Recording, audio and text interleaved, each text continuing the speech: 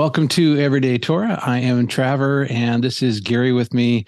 We are continuing to look at the authorship of Hebrews. This is a part 3B. So if you haven't seen part 3A, I do recommend that you see that because the setup, the parameters on how the data is being evaluated is all in that video. And so we're on to the next part here. Okay, Gary. All right. Take it away. We can kind of dive right in here. We'll dive right in. Yes, since this is a continuation, part B, we're going to focus on the results and some discussion of those results in this section. So as you mentioned, if you want to know more about the method, everything that leads up to this kind of analysis, you'll have to go to the previous session that we had. So I'll just mention a couple things just out the gate.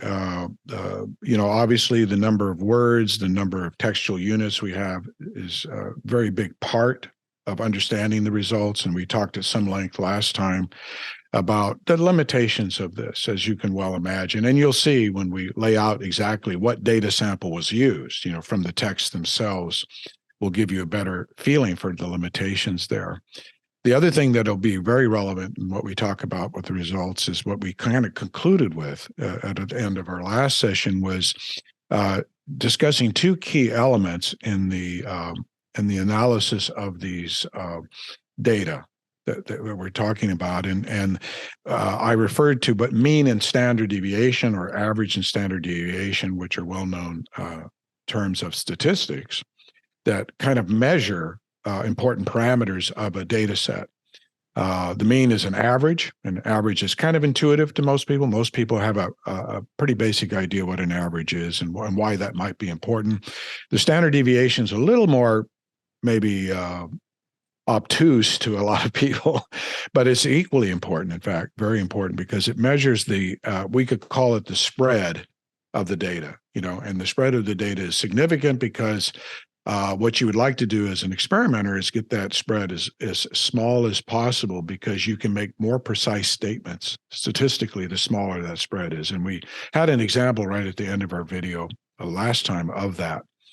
I refer to this spread as also a cluster size, and I'll use that term because it's natural in the kind of data that we're going to look at to talk about clusters, the data clustering.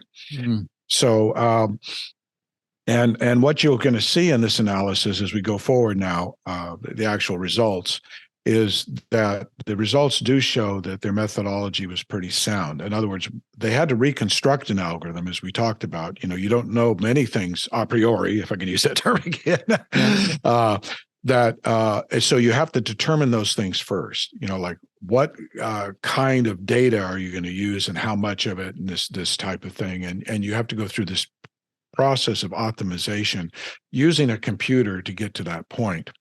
And so all that's been done, and now we can skip on to the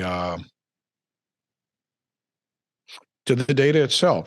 The first thing that I want to talk to you about, I have a table here, table 9 this is right from the paper that we've been discussing. And so it gives you all the texts that were used and the authors. And so as we go down the author list, you can see Luke, Mark, Matthew, John. So we have the gospel writers, and that's good because we know they have a fair amount of material, don't they? I mean, they're among the most voluminous authors of the New Testament. They had a lot of writing to do. Then we have Paul. And we know Paul, too, wrote a lot of the New Testament. People will say he wrote half the New Testament because they look at the number of books and just divided number of epistles he wrote and the total number of epistles, right, and say about 50%. But that's actually not true in the sense that if you do it by word count, Paul is a much smaller contributor, it turns out, because most of his epistles were pretty small. However, he is a major, and he's up there among the most voluminous, but he's certainly nowhere near half right. the total number of words, So that's something I just wanted to mention. And in fact, in this analysis, they focus to the 7 indisputable epistles, and I know you know what that refers to, but the ones that everybody regards as being from his hand. And if there was a question about an epistle, they did not include it in the analysis. Personally, I would actually like to see an analysis done with all 13 included, and we can't include Hebrews at this stage because that's our test document. Right. But I would like to see that done as well. And then we have a few guys from the end of the first century. Clement, who wrote right in the 90s AD, is what most people will date it. So he was probably had known some of the original apostles, entirely possible. Ignatius, who is also an early guy whose writings, he actually was born in the first century, but his writings mostly date in the early part of the second century. And then someone called Barnabas, who is not the Barnabas of Paul and Barnabas, because this is a pseudonym, very likely. And the document seems to date from the time of the early part of the second century. And then, of course, we have the disputed text, or the test text, if you will, the letter to the Hebrews. And if you look at the number of the words there, you can see for Luke, Luke is definitely maybe the most voluminous. If not, Paul is a close second, or they kind of vie for that title somewhat, at around 40,000 words. Total for his writings. And Paul would be, if we included all the epistles, approaching that level. Although here, I think the epistles they use, the number comes in around in the high 20,000. Mark is, 12, 13,000. Matthew is 21. I'm sorry, I'm having trouble reading that. It's so small. 21,000. 21,000. You know what? I'm gonna expand it so I can read it a little more clearly. John, about 24,000, and that's just his gospel. So they're only using his gospel, and so on and so forth. The second century authors, including Clement, come in around 10,000 or less, considerably less. So we have less material from them. Mm-hmm. But we have a fair abundance of material, and indeed in the case of Luke and Paul, quite a bit, and John perhaps. We have a number. You would think seeing that number of words that that we'd have enough material to work with, and indeed we sort of do have enough material to work with, as you'll see from the results. And the results indicate to us that we're above that sort of critical margin where we can actually make some conclusions. From the data. The data set is good. Is good. It's good enough to do what they can do in this case. Mm-hmm. But it is there's not a lot to spare. Let's put it that way. In other words, we would like a data set that was probably an order of magnitude larger than this. Okay. For what we're doing, in principle. So the 10,000 words, let's say, typically, in fact, I think the units are typically on the order of 5,000 words for some of the units here, and with some of the second century authors, even less than that. And so you think about the number of words, and you start thinking about, okay, now we got to look for a number of occurrences of words within this document. And even an article like which we think is probably maybe would be classified as the most common word that would appear in the text. What do you think? How many times do you think it appears in frequency? I'd say somewhere between 10 and 20%, right? It's probably good for that word. And that's the most, Now you're working down, even for common words, you're working down from that number. So if we use 10% as a working number, 10,000 words means you have 1,000 words. That's a lot of words. And you can do some great stats with 1,000 words, but that's the best case scenario, friend. And as you work down from and even the common non-contextual words, you are now working to a small fraction of that 10%. Maybe you're down to 5, 4, 1%, of the number of words in the document. And now at 1%, now you're at 100 occurrences or less. Mm-hmm. Now at this point, 100 occurrences, remember that square root rule I gave you? Yep. Square root of 100 is 10. What's the uncertainty? It's 10%. That's big. That's not a good number for a precise measurement. You don't want 10% numbers, for real precision. So I'm just using this to illustrate that within the rubric of this analysis, you have a severe limitation out the gate. And yet, in spite of this, I think they do very well with this. They do extremely well. And I think it's a credit to their process, a credit to their optimization process. They were able to extract the maximum, out of this data set. Okay, so that's what we're dealing with, and in terms of words. And now here's the plot that's the key to the whole business. So we'll spend a little time on this guy because it is key. We have a plot of the multiple discriminant analysis function, the MDA function as it's referred to. And the MDA function is based upon actually 7 discriminant functions that comprise it. And what they do is they do this where each function represents an axis on the plot. So it becomes what's called a 7-dimensional plot in mathematical terms when you're plotting it this way. And it's presumed that each function represents an independent function in the analysis. So what they did is they do a few little nuances in each of these functions to design it. And also there's one critical part of these functions that makes them distinguishable one from the other. And that is, you'll notice on the plot here and in the paper, they talk about 7-dimensional, 7 functions that they use. There are 8 authors. Is that related? And the answer is yes, because what they have to do is, in getting these functions in part, they take an author out of the set, okay? And that author will represent a kind of discriminant function in this sense that his numbers are known. You've done the analysis. And now what you're doing is you're comparing all the remaining 7 authors to that author. And what you're determining are differences.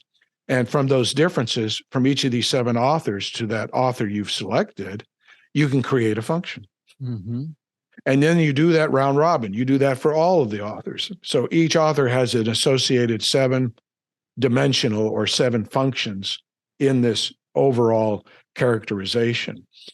And then you have to go through and you have some free parameters known as the weighting factors for all of these guys. So you can imagine we're talking about a fairly large number now of free parameters.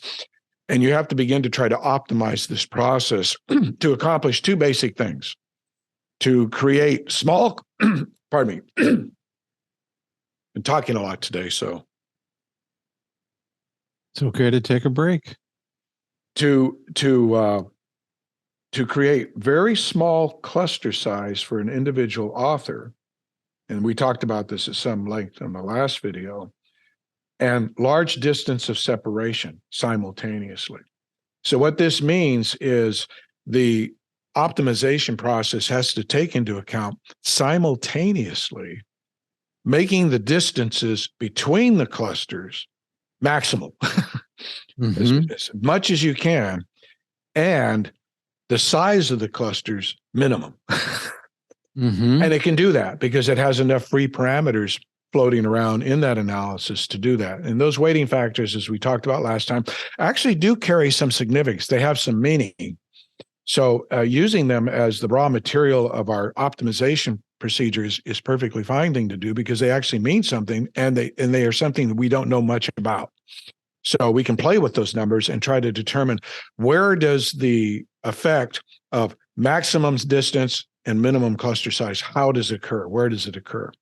And then that will represent the best that we can do with this data set, essentially. Yeah. So I would claim looking at this, looks good, doesn't it? It really does look pretty good. Yeah. We're seeing clusters, points that are clustered. If you look at these colored circles that are around the X's in this diagram, what you have are the individual 4-unit samples for each author, and the X represents sort of the mean value, if you will, or we call it the centroid of the cluster. And that's the value we're going to take for that particular author. And so you'll just notice those X's, and each of the circles are different colored and keyed, by the way, on the left side of the figure to the various authors at hand and in a numerical order. So each of those numbers represents a different author, and 1 is Luke, and 2 is Mark, 3 is Matthew, 4 is John, 5 is Paul, 6 is Clement, 7 is Ignatius, 8 is Barnabas. I went over that just in case some people have trouble seeing the figure clearly. Sure. And we can see that there is good separation, and we can see that the clusters are distinct enough that you can really tell the authors apart. The only exception is probably 1 and 3, but that's a matter of perspective. It turns out that they are more separated than they look, but it happens to be from the perspective of which the graph is presented. They look like they're on top of each other a little bit more. Oh yeah, I was looking at that. It does look. It does. Doesn't it? I like. Oh man, it does look like Luke and Matthew. Yes, are close. Like, and they're actually They're but not there's depth in the cube too. Yes, there's depth in the cube. Yeah. So we're getting, it's always the problem you have on a piece of paper is a two-dimensional surface, right? So you can represent two axes on that very clearly. When you get to a third axis, you're always working in what's called artistic perspective. And by the way, I think in this case, it would have been kind of nice. I don't know what problems they would have encountered, but if they had drawn what are called projection lines from the data, the centroid, to the top of the figure where you could see it clearly, that would have helped the viewer to really see and discriminate that third dimension more clearly. Yeah, because even on the brown dot for the letter to the Hebrews, we don't know how deep is it, right? Yeah, exactly. Yeah, exactly. That's right. However, remarkably, even if we squinched this down to two dimensions, it's a pretty good figure. So other than that little problem with Matthew and Luke, there's not too many other problems. You could sort of measure the distance between all the X's and that brown dot you referred to, which represents the book of Hebrews. And you would get a pretty good ranking and assortment that corresponds to what the actual data says it should. So maybe they did that. Maybe they oriented it so that would at least be approximately true as they went on. But as they point out in the figure here, they did this for illustration purposes because one problem with this representation is it can only represent three functions. You can't represent seven. That you want to talk about a maddening thing to try to interpret on the graph as a seven-dimensional figure. You just can't do it. So when you include all of the other dimensions in this analysis, then you'll get the table that I will show you in a moment. Okay, and there we see there is good separation, among the authors. All of them, even though that's not indicated, particularly in number 1 and 3 in particular. But they are more separated in that analysis. The other thing is that even the distances, some of them look pretty close together. They're a little more separated, from the individual authors in this sample. And 5 certainly looks the closest to Hebrews in this sample. That turns out to bear out, okay, that when we look at the numbers, indeed 5 is a long ways away the best, and that represents Paul. Okay. So of the New Testament authors, here's what we're going to see. And here now, with this picture in mind, and I may come back and refer to this picture a couple times, we go to the table of the data now, and the authors are mentioned in the same order as the key on the plot, but we see going down the list, it becomes immediately obvious what we're looking for is the smallest distance. The smallest distance will tell you that's the smallest distance between the mean value of Paul and the mean value of Hebrews. So that's good. You want the smallest distance. So he's the closest to Hebrews of all the authors. And Luke is the second closest. Now, isn't that interesting? Yeah. Now, well, I'll just point out right now, and we'll come back to this point a few times in our discussion. We know that Luke and Paul had a close association, especially at the end of Paul's life, but even for a good part of his second missionary journey, third missionary journey, when he was in Rome and when he was in prison, we knew Luke was a common companion and interfaced a lot with Paul during this critical period. So it is, to me, already fascinating that of the two guys that score the highest, it's those two guys in this document, okay? So, and then things begin to tail off, although I would add that both Clement and Matthew are a little bit in the running. Yeah. They're a little bit in the running, but they're more distant. And the one thing I wanted to point out when we look at this distance, which is known as the Hamalambas distance, it's a distance, it's in this case created by weighting each function equally on the graph and creating kind of a distance from it. And this distance does correspond, by analogy, certainly, if not more than that, to the distance between the means, in our analysis, just as the cluster size in the second column corresponds to a kind of standard deviation, or if you'd like, a radius of the cluster, size of the cluster. You see in this analysis that there's a tail off after Matthew where things begin to really go south with with the distance. And keep in mind something I mentioned before, that because of the probability distribution function of the normal distribution, longer distances don't just mean lower probabilities in a linear sense. They mean in an exponential drop-off sense. So the probabilities of the authors really drop off rapidly with distance from this point. And in fact, from this point in the curve, it is especially so. So although the distances may look to the outside viewer as, well, this isn't that far, is it? It turns out in a probabilistic sense, if you were evaluating, the amount of overlap with Hebrews, the probability of overlap with Hebrews, that number is dropping rapidly. So the difference between, let's say, Paul and Hebrews might be 1 in 3, 1 in 4, something like that. And we'll come back to the absolute distance problem in a moment. But when we get to John, for instance, it might be 1 in 20, it might be 1 in worse, it really falls off rapidly. So it's good for the viewer to keep that in mind, that it's worse than you might think, judged on the distances. What we can say is there's a clear ranking here. It's Paul, then Luke, then Clement, then Matthew, then Barnabas, then Mark, then John, and then finally Ignatius. And that ranking order is probably not likely to change. In other words, the data of this are of such a nature that it's highly improbable now that with further analysis, the ranking order will change significantly. So this word Mahalanobus that I'm going to say 3 times real fast. Yes. What is that? It's probably the name of an individual. I'm not familiar with it, but I think it's unique to the kind of program and kind of approach they're using, where they define this distance in reference specifically to textual analysis, I suspect, because they don't define it much other than just to state it in the document. I'd have to look into that more to know. But it's clear from the nature of the analysis that it serves a role very similar to what we've been talking about. So in Adobe, the suite, they have Premiere Pro and Photoshop, for example. They use something called a Gaussian blur. I didn't know from statistical analysis in our last video that Gaussian is the name of some dude that came up with Gauss. Right? Gauss is one of probably the greatest mathematicians of all time. Well, I've heard the name. I can make that association when I'm thinking about the algorithm used to create the blur. Yes, that's right. In Premiere Pro. Yes, that's right. So that's right. I have no idea who this Mahalanobisi. Yeah, I don't either. Okay, all right. Well, I'm sorry to say. I'll try to find out, but I'm sorry to say. But I know Gauss well. I have studied much on Gauss. He was a 19th century mathematician. His story is truly amazing. An amazing guy, and he was an amazing figure in mathematics. He did more work than people can even possibly imagine in mathematics. Important work.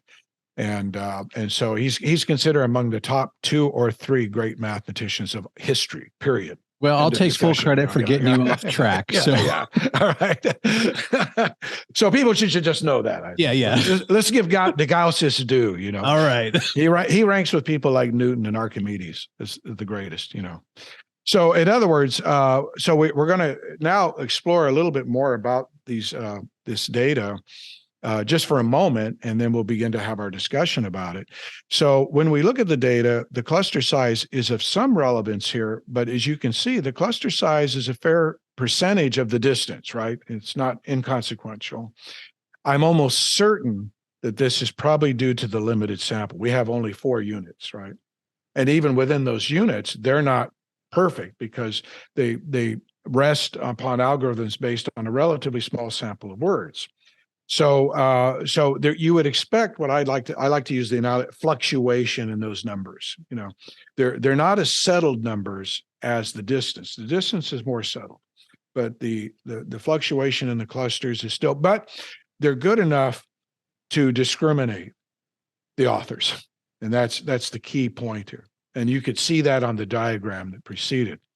So that's an important point to raise as well, that the distances I would trust. And because of the distances having their own uncertainty, And because of the clusters being a little more uncertain than the distances, it turns out, this raises issues in trying to assign absolute probabilities. The assignment of absolute probabilities, if I were to do it based on Gaussian stats, just flat out, Paul comes in at about, 1.4 ratio standard deviation to the distance. That's one measure, and you can convert that into a percent using a lookup table or calculate it from a Gaussian normal distribution. And you probably land somewhere in the neighborhood, he's 25% probable, something on that scale, Mm-hmm. But that number may be diminished a little bit, but just by the uncertainties that are involved, and we'll see that there's one other interesting wrinkle in this that may also be leading to the diminishment of his absolute probabilities. It's not a well-fixed number, but the relative probabilities are better. And it turns out, especially where they are in the quote on the curve, they really sort out relatively very well because of that rapid drop off. A guy like John, for instance, will come in looking much worse than Paul. I mean, he's not even under consideration because he's certainly at that level of maybe like 5, 4, 3% probable based on that simple analysis I did a moment ago.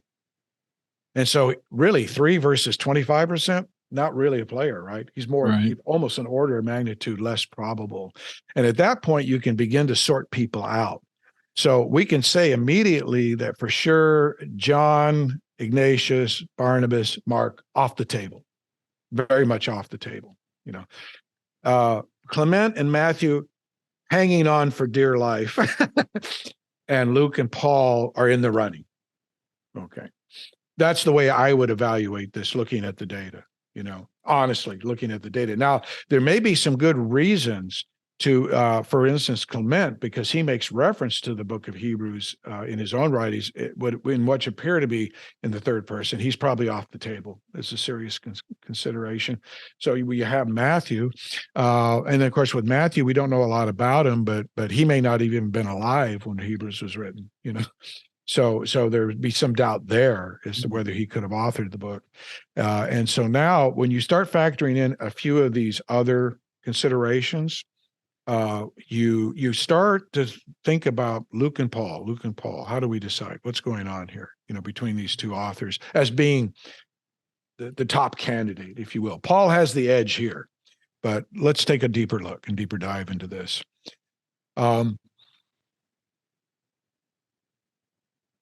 I will just comment before I address Luke and Paul that we only have 5 of the known authors of the New Testament that are analyzed here. And that's because the other 3, Jude, James, and Peter, did not have enough written material. In other words, if we took their units of their total sample, divided it into 4, by the time we got down to that level, and then looked at how many words we'd be dealing with, we were dealing with too small a sample. Basically for them. Mm-hmm. So that's sad. Jude and James have never been, even historically, I know of no case that I'm aware of that have ever been made for them authoring the book of Hebrews. I'm not saying they couldn't have. I'm just saying I don't know of a case. So probably not a terrible crime that they were left out of the analysis. Right. But Peter, is a guy you would kind of wonder about. Could Peter have written it? The book certainly doesn't sound like Peter. Sure. And that's a qualitative evaluation, but he's such an important figure, and he was a figure that was certainly prominent, particularly in the Jewish Christian community of the first century, and even beyond that. I mean, he was toward, I think, the end of his apostleship, becoming much more involved in the Gentile ministry as well, it appears, just by his influence in the Asia Minor churches. So he was, he was a leading figure. We certainly like to know kind of where he stacks up, but they were not able to do that analysis, at least in this go around. So that's one deficiency. We have to leave Peter off the table for lack of evidence, basically. But it turns out that may not be such a serious limitation, because now we're going to see that the real exciting thing about this analysis is how it corresponds to some information we have historically about the book of Hebrews. So overall, before I address that, the performance of this algorithm, I'll just say, in concluding the algorithm itself, is pretty good. I rate it as pretty good. It's good enough to give some very important information to us. It's not good enough by itself to be definitive, but it's good enough to point us in a direction. Now, I can't remember from the article, did they indicate how long it took the algorithm to analyze the data as it did I don't remember it. And I've read it a few times and I don't remember that coming up. And of course they probably, I don't know, maybe they just thought it wasn't important. There's some things that to people who are in the field are less important than to a general viewer and vice versa. Yeah, I'm okay that they left it out. I think it's more of if you're just shooting something into a computer program, getting the data set or the cluster set, let's just say it took a couple days to do one of them. Throw Jude in there too. Yeah, that's right. And I wouldn't be surprised if there was quite a bit of computational time spent on this, just kind of given the nature of it, but I know that since I haven't worked in doing optimization algorithms for a while, it's been long enough that a lot has happened in the interim in terms of, computational speed and these kinds of things, which of course is a real consideration, right? How fast can your computer crunch data? That's a real limitation on just how much you can do. And in fact, it limits still many important problems in science and mathematics cannot be computed because it would take too long to compute it, in other words, to really settle it. So we're always fighting that sort of hard constraint. True, but it has been 10 years. And, so maybe AI and Chat GPT and all the rest. Absolutely. Yeah, and it would be nice, and that's one of the reasons when I can get the time, I'm thinking of maybe diving back in this myself just to see what's out there and see what can be done, and I'll mention a few things that are interesting to me maybe at the end if there's time of some things that I would like to explore in that regard. So we've summarized the analysis to this point, and I'll summarize it again and then mention the historical wrinkle. That Luke and Paul come out the best, with Paul coming out the single best on the relative ranking scale. And Luke is not that far behind Paul. He is, there's a significant gap, but it's not a gap that would rule him out by any means, based on the numbers. And Clement of Rome is a possibility, and possibly Matthew. They're a little bit behind Paul, or behind Luke, I should say. They're way behind Paul, but they're a little bit behind Luke. And so that's kind of the situation. But now we go forward to say, okay, that's what the analysis gives us. So what is there any other information we can draw upon that might help us to understand the data and why it took the form that it did? And I'm going to say, yes, there is. And it's very interesting. And it's cited in the paper, to their credit. And it's this wrinkle regarding how Hebrews came to be, according to a very early church father who wrote about this problem. And it was recognized in the 2nd century that there was something surrounding Hebrews in the writing of it that was a little different than normal. And Clement addresses this. And he's quoted by Eusebius, who's a well-known church historian, in fact, regarded as really the great historian of the church in the early centuries. He wrote this magnificent, huge volume, right, chronicling all of the reports, traditions, and information that they had. And I think by all accounts, from what I can read, and I can't tell you I've read it all, someday that's my goal, by the way, is to read the entire thing. But I've looked at it as a reference many times for various things. And by all accounts, I'm impressed overall with the work as a endeavor that really tried to get it right, tried to really get the information correctly. So it's out of this work where Eusebius quotes Clement of Alexandria. Clement of Alexandria, even to maybe, sort of normal church members in the pew, some people might be aware of him, because he was a church father, as they call him, a prominent figure in the church in those early centuries. And he's quoted in Eusebius. It's book 6, chapter 14, verse 2 specifically, but I'll be looking at some of the verses around it as well in my quote. to give you an idea of what he says about it. And he actually has more to say about it, but we don't have time in this podcast to delve into that. But this is the critical thing I'm going to present to you. And I know you'll have this in the notes for the viewer to look it up later if they would like. So I'll give you the quote. It's quotes about the circumstances under Hebrews that he understood and believed. Mm-hmm. To sum up briefly, he, Clement of Alexandria, has given in the hypotyposis, abridged accounts of all canonical scripture, not omitting the disputed books. So we can see here that, okay, we're talking about canonization here. We're talking about, in other words, what books are included or are to be included. And Clement talks about this. He gives a survey of this problem. And he says, I specifically refer into terms of the epistles, Jude and the Catholic epistles, as he refers to them, Jude and the other, Jude and the other, where am I? Oh, sorry, Jude and the other Catholic epistles, and Barnabas and the so-called apocalypse of Peter. I'm going to magnify this a little bit. And he says that the epistle to the Hebrews is the work of Paul and that it was written to the Hebrews in the Hebrew language.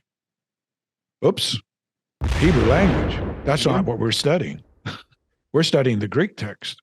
Mm-hmm. He wrote the book of Hebrews in the Hebrew language, but that Luke, here's Luke, translated it carefully and published it for the Greeks. Interesting. Huh. Now that's big. Yeah. That is a huge statement. And hence, the same style of expression is found in his epistle, Luke's epistle, as in Acts. That was according to Clement of Alexandria. So he's saying that the reason this may seem like Acts to some people is, well, Luke translated it. Yeah. You see? But he says, and he adds this, and we talked about this a little bit in our first podcast, but he says that the words Paul the Apostle that were normally appended or prefixed to the beginning of the epistle was not prefixed because in sending it to the Hebrews or the Jewish brethren who were prejudiced and suspicious of him, he wisely did not wish to repel them at the very beginning by giving his name. So Clement thought so highly of this tradition. Obviously, he received it from an earlier source. He didn't make this up. It's pretty clear by the context. He received it from an even earlier time, and this was probably somewhere right toward the tail end of the 2nd century, maybe the very beginning of the 3rd century, when Clement would have been writing this. And so he got it from an earlier time. And he's saying that basically Paul wrote the book, the epistle in Hebrew. Luke translates it into Greek. And that explains why, that along with the fact that the author is not stated explicitly in the text, at least not in the Greek text, that this is why we have so much controversy about this book.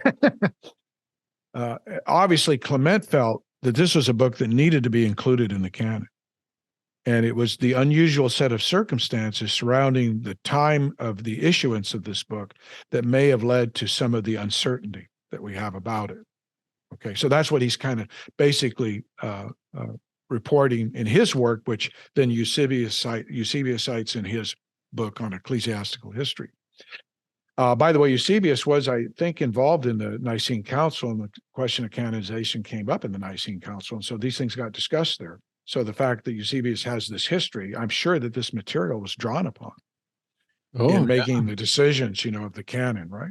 Well, he wrote about Melito of Sardis. Yes, they did. What Melito would have included, and what I think Eusebius was talking about Melito's use of the word new and old covenants or testaments. Yeah. Now, just to summarize here, or just to talk for a second, I too have read ecclesiastical history I've cited Eusebius on many counts, but now I can definitely see this one's new to me. Why you read the whole thing? Because I bet you there's a few bombshells in there that I'm not aware of. Oh yeah. And when I look at this, when I saw the reference in the paper and my eyes lit up, and then when I went to look at the reference in Eusebius, they really got big, because you look at this circumstance. See, this is a circumstance. What we're dealing with here is an unusual set of circumstances surrounding the document. I mean, when you think about this, if this is true, that Paul wrote it in Hebrew and Luke translates it into Greek, oh my gosh, there's almost nothing like it in the New Testament. And then to see that in the analysis end of it, when we do the quantitative analysis, what do we find?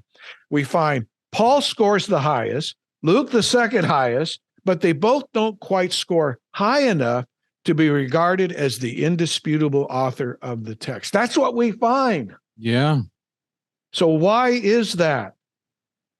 Well, let's look at the circumstances. Yep. If Paul wrote it in Hebrew, you're analyzing a Greek text. Yeah. You don't expect his score to be that high. In fact, I'm amazed it's as high as it was. Right. That he would be the highest under those circumstances. Come on, let's be serious here. That's significant. And Luke scores remarkably high, not having been the original author. Why? Because he's the translator. Yeah, he's picking the buzz and whatever that's it is. Right. Yeah. That stylistic thing that you cannot help yourself. Right. Although we could argue the Holy Spirit could maybe tamper that a little bit. But let's face it, maybe there's no need to. Maybe it wasn't regarded as necessary.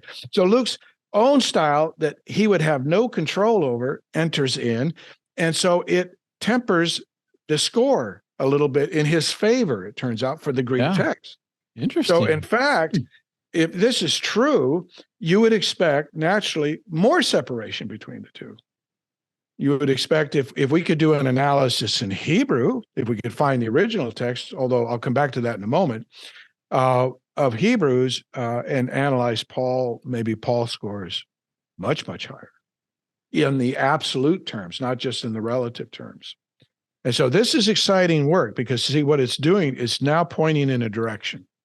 We now can begin to see, just from this analysis, as limited as it may be in some ways, we're beginning to see something emerge here that's very intriguing, especially because it corresponds to a very old tradition, which was not made up. It wasn't some scholar recently making up a story, right? This goes back to the 2nd century. It goes back almost 2 millennia. So I think that that's really interesting. And by the way, a note in that regard, in the Eastern churches of parts of Asia Minor and Syria, and maybe out even toward Parthia, Judea, the writing of Paul, the authorship of Paul for Hebrews has never been as much questioned as it was in the Western church. The Peshitta, which is a Aramaic, presumably, translation of the book of Hebrews, which Aramaic is pretty close language to Hebrew, isn't it? It has a lot of similarities. They even note in the introduction somewhere, in the introductory portion to the corpus of Hebrews in Aramaic, that it was penned by the hand of Paul. They explicitly state it, and this Peshitta goes back to around 170 or so AD.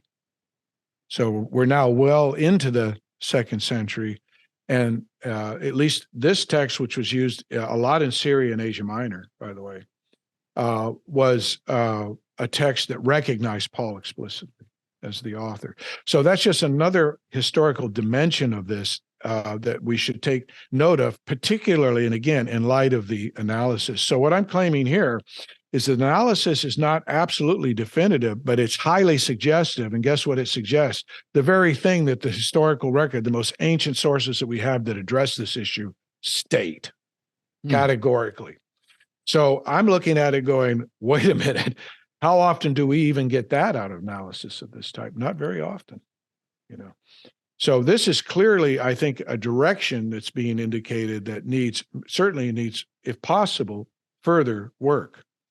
But it's pretty impressive even as it stands at this juncture because of the correspondence. So we talked at the very beginning I think of our first session on this, that there's this linkage, between the quantitative and the qualitative, and trying to have one feed into the other a little bit. Although I don't like the qualitative feeding too much into the quantitative, because we want to keep that as our rigid standard. But certainly the other way around, right? These qualitative elements, these historical elements, the circumstantial part of this does feed into this analysis. And in this case, it looks like a pretty good marriage of the two is starting to occur. While you're flipping slides here, I'll leave a link. I use Gabriel Ross Aramaic. Oh, yes. Translation often. I don't know if there's another. There is a Lambda is another source you could go to. It's an older source, and Roth's presumably is based on more, more up-to-date modern scholarship. Okay. And so, those are both, it's what we have. Personally, I'm glad Roth did it, because it's needed, and we need more people to, I think, explore the Aramaic translation for the very reasons we're talking about. Here. And maybe to gain insight more into the Hebraism, of some of these books, as well. And so I think he's done a wonderful job. It's just too bad that we can't get a team of people on this. You know what I'm saying? Because I always like teams of people working on these things better than a singular individual, but at least it's better than nothing. And I'm not disparaging his work. Sure. I'm sure it was a carefully. It might be all he had. Yeah. Right. Yeah. It's all we have. And so, and actually, the proximity of the Aramaic to the Hebrew is such that, yes, it would be, because we do wonder if there were books written originally in Hebrew, and Hebrews is now emerging as one book that's a good candidate for that. And Matthew has also been cited as a book that was likely written in Hebrew. So that's also kind of interesting in view of how Matthew performed in this analysis. And then, of course, the book of Revelation may have a case that it was written originally in Hebrew and subsequently, and probably fairly rapidly, translated into Greek. So we have some sources in the New Testament which could have been in their original form Hebrew based. Very likely the material from which the Gospels were drawn, even if they were put into Greek later in our present form, they were probably drawn from Hebrew sources, right? I mean, we're talking about incidences and people recording things that Yeshua said, and he didn't speak in Greek. See, this is a problem that people don't understand. He taught very likely almost exclusively in Hebrew through most of his ministry. Maybe when he addressed Gentiles, he might have used Greek. But when he's talking to Jewish audiences, are you kidding me? These people would have considered that an anathema to speak to them in Greek about the Torah or about things of this nature, And it's very clear from evidence in the New Testament that actually Hebrew was used much more extensively than scholars of previous generations have believed within Jewish society, and certainly within their, if you will, ecclesiastical activities. It was used. So, anything else you would like to add about Paul and Luke? We can talk about that a little bit, or I can wrap up. Okay. Wrap up. Yep. Wrap up. Okay. So what we're going to talk about just briefly here in the last couple of slides I have is just a couple of observations I have, and further work, and then we'll call it a wrap. First century authors generally perform better in this than second century group, better. Certainly, both of the authors that performed very well were from the first century. You can say that for sure. And the second century authors are a little more distant. That could be an indication of something. It might be telling us that, well, perhaps it's a limited sample, so we can't stretch this too far, but it might be indicating that there's something about style that's, of the time. And then that's not hard to imagine why that might be the case, that style is influenced by the time in which you live. We might be seeing a little bit of evidence of that, And so the fact that the Hebrews just naturally seems to fit more comfortably within the set of first century authors than it does later might be an indication that it's actually a first century work that was composed at that time. I mentioned earlier that I would like to see more of Paul's epistles included in the sample, not only for a look at Hebrews, but for a look at Paul. I would be very interested in seeing, can we do an analysis that would address those disputed letters of Paul and see if they have the same kind of uniformity in the sample, that these other letters do.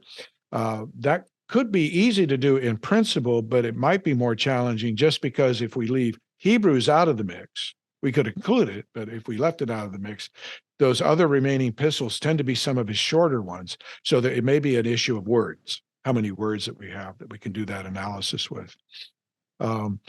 However, addressing back at the 2nd century, I think it would be good to, getting back to the first point, to really have more 2nd century authors analyzed to see if we can check in and see is there a constant style, that's associated with them. And finally, as I talked about before, the cluster of the units associated with a single author do strongly suggest uniformity of the writing of these units. It suggests a uniformity. And so I would like to almost say, okay, let's look at things like the Gospels and Paul that I mentioned earlier and just see, does that hold up? Was Matthew written by a single author? Was Mark? Was Luke? John? The data so far indicating yes to that answer. It'd be nice to do more with that, I think, and because that's an important part, isn't it, of the story of the writing of the Gospels themselves. And it would be nice, if it's possible, based on the statistics, to go further with this analysis. So those are just some reflections of my own on that. And I guess with that, I can say we made it. Yeah. Well, I totally get that if you have made it to the end of this 4-part series on the authorship of Hebrews, one of the things that I think sometimes let's just call it loosely the Messianic movement. Sometimes it's not enough pastoral, but it's a lot of it's intellect, and we definitely went through an intellectual exercise here. But I gotta tell you is we want to have a nice balance. We want to have a balance of the pastoral with us doing due diligence. We want the pastoral to emerge out of accuracy. Yes. There's no other way around it. We want to be accurate. We don't want to say that the Torah is for us just because this is something that we woke up one day and thought, oh, this sounds good. Exactly. That's not how we roll. We want to be responsible expositors of the text. And when ultimately, as congregations begin to form and proliferate, we want the shepherds to do a good job at understanding why are we saying these things, and these sorts of videos and frameworks that we're developing here are important to that conversation long term. Just know that's the reason why we have both kinds of videos, the academic video on the one side and then the pastoral on the other side. Both of these things should marry well. In the same way, I think science is getting better. And I think that as we look at the Bible with science, in my view, the Bible is not going to contradict science really at all, unless it explicitly says in the text, hey, an axe head floated and the sun stopped. Yahweh does things that are beyond the realm, but at least it tells us, right? Hey, we're going to do a little parentheses here. And here's God interjecting, and God does do that. But at the same time, it doesn't mean that the parentheses, like God obliterates all logic at all times. It doesn't work like that. And we just need to keep those things in balance. And I think we're doing that here. So hopefully this particular series was beneficial for you. Just remember, at the end of the day, Gary and I are just in love with our Messiah, Yeshua.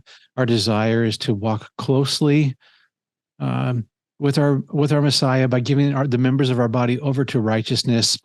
But at the same time, those who claim to want to be teachers, and we want to do a good and right thing, we've got to be responsible with the text and understand the authors and how all this stuff works. And it's important that we do that. So in the meantime, please observe the feast days, observe the other laws that are the ways to walk in righteousness that our Messiah has given us, because we can know the Bible backwards and forwards, but if we're not walking in it, we're not giving our bodies over to the things that God wants us to be walking in. So let's just continue to walk in it as we also learn about it. And with that, we'll call this one a wrap.